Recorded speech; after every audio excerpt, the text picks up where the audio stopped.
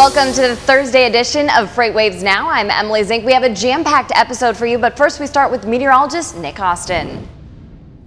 Welcome to FreightWaves weather for your Thursday. We're going to have several problem spots across the country. We're going to have scattered showers and thunderstorms across almost every region of the country today, from the Rocky Mountains all the way over to the East Coast and to the Southeast as well.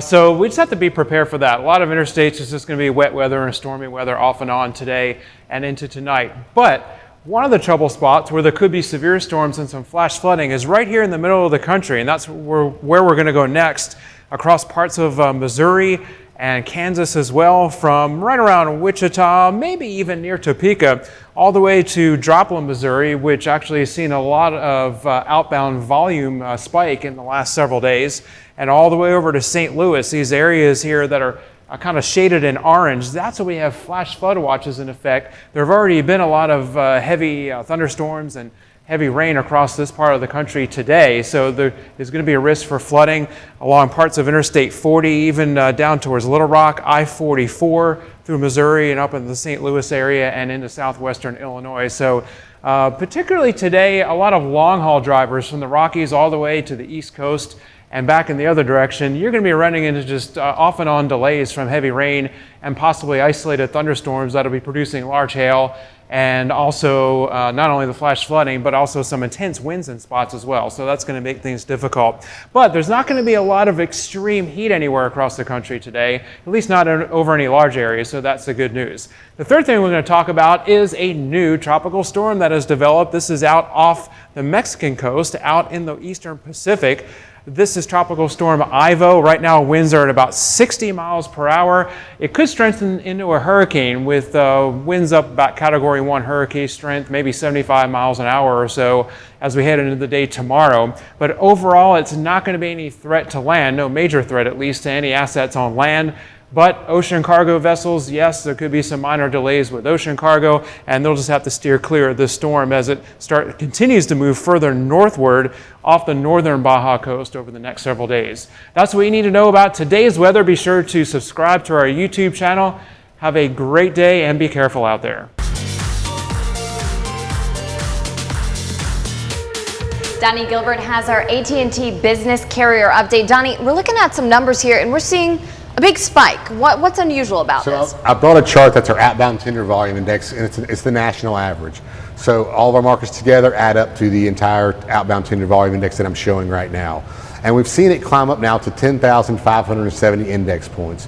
And this is the second highest we've ever seen it this year. Wow. Back in June, I believe it hit 10,585. So we're showing some growth right here in August, which is showing a very strong for August right now. And that's really good for carriers to see. Yeah, because we've been seeing some low numbers, some soft markets. Yeah, you know, especially back in the springtime, yes, it really dipped down. It dropped down the 8,000 mark. So we've really seen it pick up since then. And August is normally a transitional month, kind of between the summer spike with your produce and your beverages that are moving during the summertime. We kind of hit, a little dip in the market until we get to our retail season, the Christmas holiday, all those products that are moving that need to be on the shelf before Black Friday, after Thanksgiving.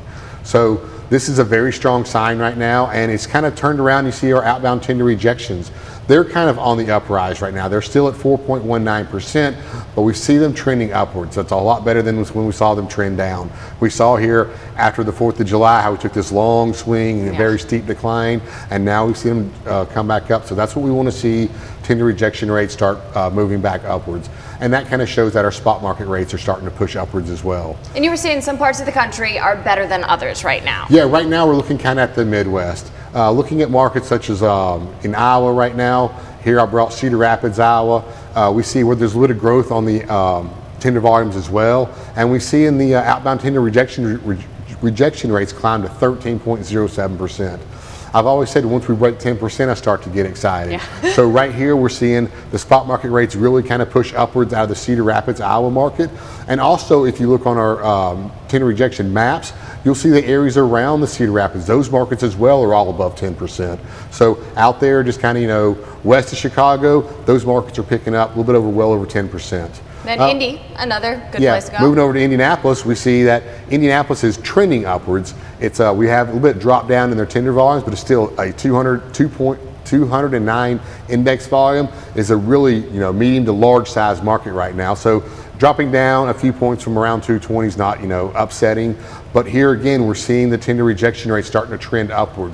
We're only at 6.32%, but here we're getting the rates above our contracted rate, so this is very exciting to see these markets in the Midwest. Right now in the Northeast, it's still a little bit grim. It's always kind of a tough market in the Northeast.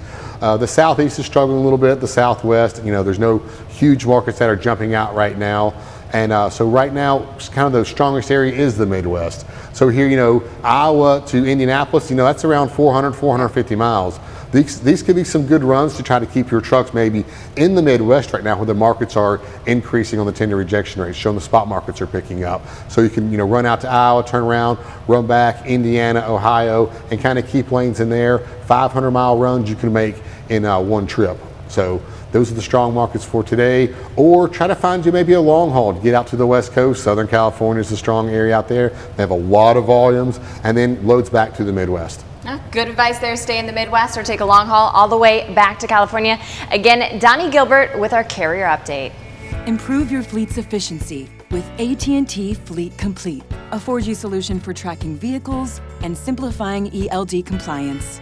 AT&T Fleet Complete, delivering fleet solutions for every business. My name is Kyle Cunningham, and it's time for your Thursday brokerage update.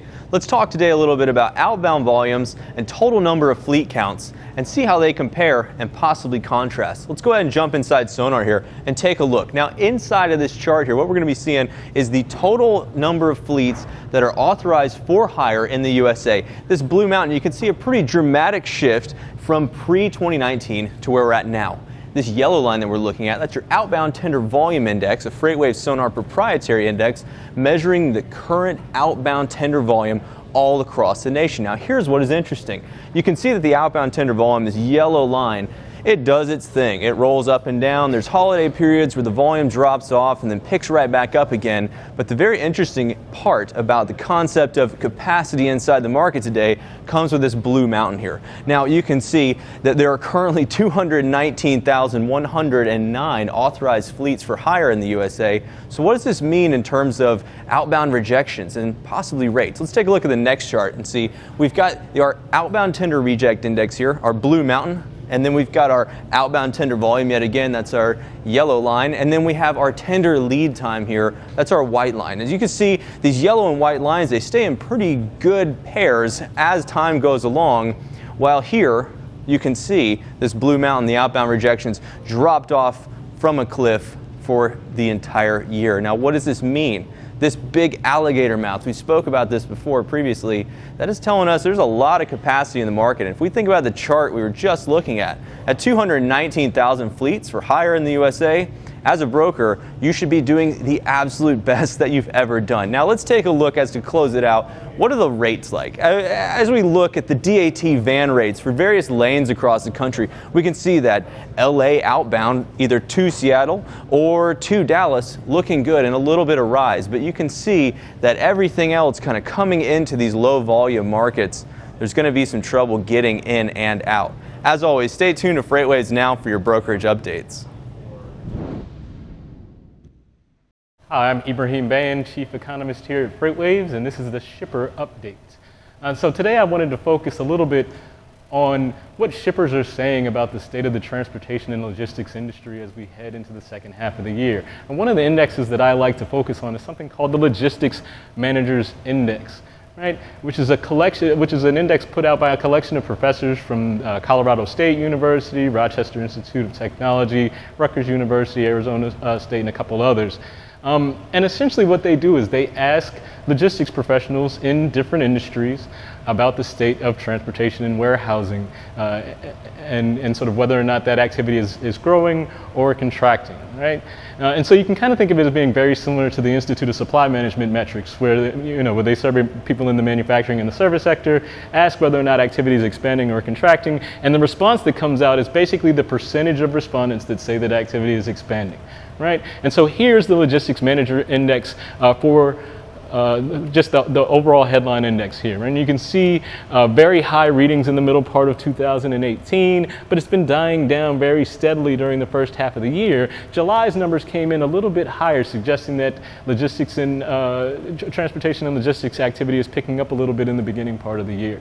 Now, keep in mind that a lot of what keeps this index as high as it is, you can see that it's never really fallen below this expansionary threshold of 50, is because of warehousing activity. And warehousing activity is one of the faster growing areas of economic activity for the past several years. Now, what I like to do is to focus on just like the transportation side of things. One of the neat things about the Logistics Managers Index is they drill down to different aspects of transportation and warehousing and ask about specific aspects of activity.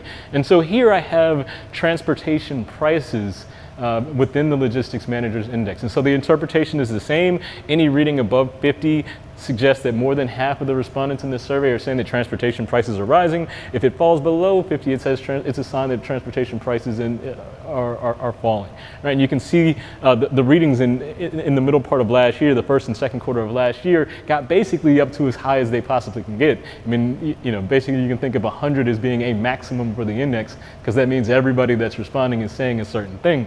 But it's died down fairly steadily, and you can see towards the end of the data in May, June, July, it's been hovering up and above, just slightly above, slightly below 50, right? And so this is a sign that pricing pressures within just transportation have weakened quite a bit.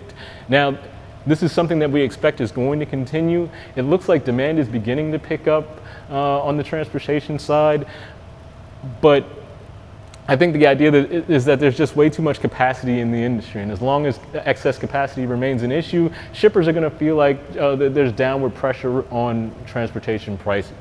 And so, you can see these values hovering around 50, slightly below as of the most recent reading. I expect them to stay somewhere around that range for the remainder of the year as all this excess capacity gets worked through in the industry. Of course, you're watching on YouTube, so make sure you hit subscribe and make sure to go and like us on Facebook, Instagram, and Twitter. We hope everyone has a great Thursday.